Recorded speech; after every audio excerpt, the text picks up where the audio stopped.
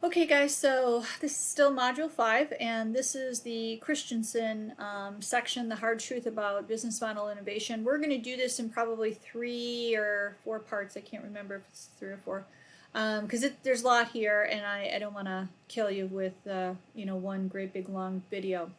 So it's important that before you go through this slide deck that you watch the video that I put on in Canvas where Clay Christensen is telling you about how disruptive innovation occurs.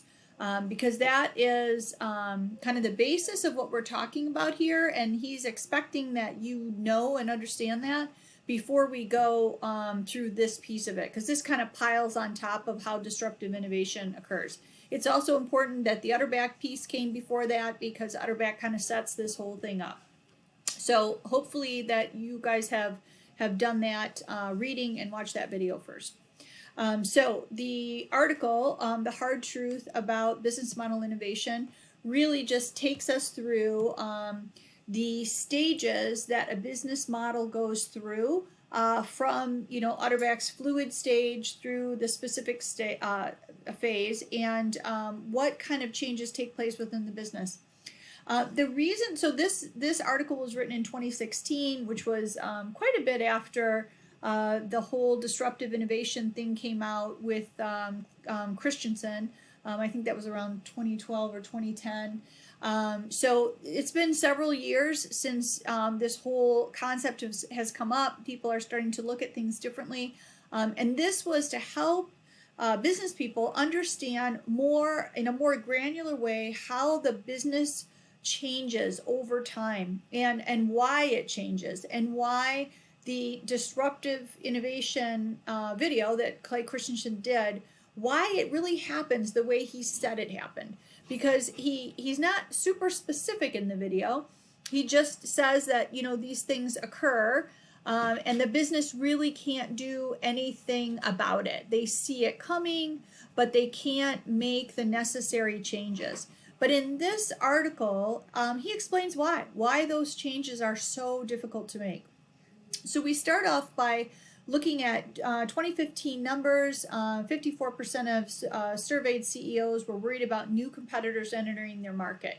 New competitors meaning the disruptive innovation, the architectural disruption, that type of innovation where it's maybe a completely different idea to do a similar job.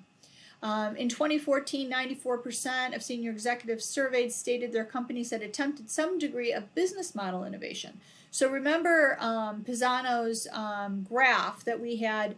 Business model innovation was the vertical, where at the top of that was disruptive innovation, where the business model changes, but the service or the job is the same. So things like Uber, disrupted taxi cabs, right? So I'm still getting in a car that doesn't belong to me and going from point A to point B. I'm paying someone different, and there's a whole different business model that supports it with the phone and stuff like that. That's disruptive innovation.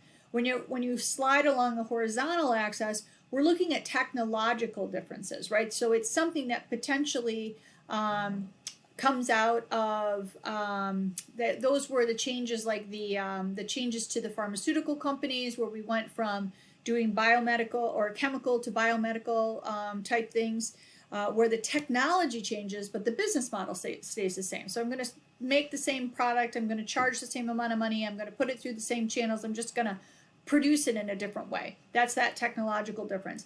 And where those two come together, that architectural difference from Pisano, and that's where kind of all the wheels come off, right? The business model changes and the technological changes take place, and you've got a completely different thing going on here. So things like, I think the digital photography was in that space. So really, really disruptive things for a business. And what these senior executives are talking about, had attempted to make some sort of business model change. So that would be that Uber taxi cab area, right? So I'm going to do the same thing, I'm just going to change my business model. And they've said they've attempted some degree of it, but there's nothing here about, and we were successful, right? Well, and we're going to talk about why that's the case. So the hard truth about business model innovation is that it is not the attributes of the innovator that principally drive success or failure, but rather the nature of the innovation being attempted. And we're going to go into a lot of detail in that space, so I won't go into too much detail, but it has to do with what are we trying to do? Where are we in the phase of the business, and what are we trying to do? Are those two things fighting against each other? Business models develop through predictable stages over time. And we've seen that through our readings, right? In Utterback, we're going from fluid to transitional to specific phase. It's very expected that this is going to take place because this is our goal, right? We've got this product, it's really cool. People are starting to respond to it. We've got a pretty good idea of what we're going to make. And now we've got to, put it into a process that drives out the cost so we can be competitive in this market. So that's our goal. That's why we're going to get to that space. That's why there's no big mystery about why these things take place, because these are very specific goals within the company to get to profitability. Executives need to understand the priorities associated with each business model stage, and we'll go through that in detail. The only types of innovation you can perform naturally within an existing business model are those that build on and improve the existing model, where you are in the model, what stage you're at, and accelerate its progress along the journey, consistent with its current priorities. And we'll go through that in a minute. This is a really significant statement. The only types of innovation that you can perform are those that are consistent with where you are, and those that are helping you to progress through the journey to specific phase to profitability. That's the whole idea here.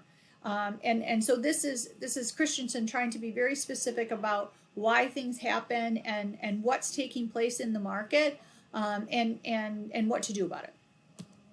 So business leaders need to evaluate whether or not a business model innovation that they're looking at is consistent with the current priorities of their existing business model. So the first part of that is understanding where you are in the business model, right? So those executives that I've talked to that say, oh yeah, we're going to do this really disruptive innovation. We're going to this whole new product thing and business model. I'm thinking, how's that going to work out?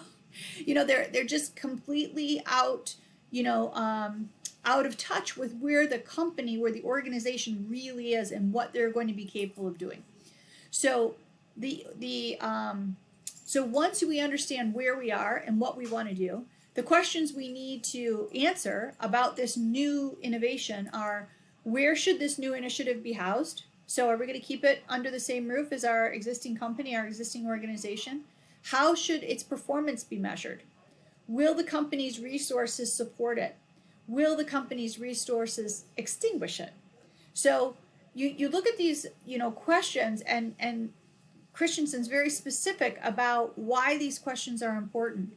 Where should the new initiative be housed? Is anybody really thinking it shouldn't be here? We shouldn't make use of our own engineers, our own marketing people. Why wouldn't we do that? Well, the issue is that it's a very different product. How should its performance be measured? So when you're talking about a product that is in the fluid phase, where we're still making changes to it, right? We don't have a smooth running process for manufacturing this. So the costs are going to be high, the profits are going to be zero. So you can't measure it by the existing measurements within the company. You've got to come up with something completely different that recognizes the fact that we're in the fluid phase. We have to understand the interdependencies in your business that emerge from processes that arise from recurrent activities, which is our culture, right? So as we get into transitional and specific phases, we've got interconnected processes, right? We've got suppliers that are making modules of things. So that whole process isn't going to work for a new product, right? This is a fluid phase product. We're making incandescent lights by hand, right? That's not going to work in a company where everything's going through an assembly line and it's being farmed out to processes, and we've got a supply chain already in place. Completely different environments, completely different people working in these two environments. So it's important that we understand where we are, what our company's capable of, what we're trying to do, and how we're going to make that a success. The better your business model performs at its assigned task, the more interdependent your processes are, and the less capable of change is there. It is unlikely that you are going to be able to change. And so the point that they're making is the better that we are at our existing product and process, the less likely we are going to be able to move back to fluid phase and start over with a new product. So the better we are, the worse we will be at moving back to fluid. So these are the elements of the business model. So priorities. On one side are priorities, on the other side are capabilities, and then within that we've got two things that make up our priorities, right? So we've got our value proposition, a product that helps customers to more efficiently, conveniently, and affordably do a job that they've been trying to do, right? That's our product. And the profit formula, which is really important, the assets and fixed cost structure and the margins and velocity required to cover them. So this profit formula is the thing you'll see on the next set of slides that is really going to be a linchpin in moving us back to fluid. And then capabilities. So on this side we've got resources, so people, technology, products, facilities, equipment, brands, and cash that are required to deliver this value proposition to the targeted customers. So this is our very refined specific phase process. Everything that we've put in place in order to make this product work, all the resources that are required. And then the processes, the ways of working together. So this is the interconnectedness of how we've linked things together in a consistent way. Our training, our development, our manufacturing, our budgeting and planning, all these things that we've learned as we've moved along this process are here in this, the elements of our business model. And these are things that we're proud of, right? Our culture reflects our success in our space. And so he says, business models by their very nature are designed not to change, right? The whole idea is to get it into the process phase, that specific phase, and start making money. We're going to start being profitable. We're going to drive cost out. And they become less flexible and more resistant to change as they develop over time. And they do it on purpose, right? Because the less changes we make, the more the process goes along on itself. We're able to automate it. We drive cost out, and we usher in profitability. So we're going to take a quick break here and then go to the next video. We're going to go in detail about the business model journey.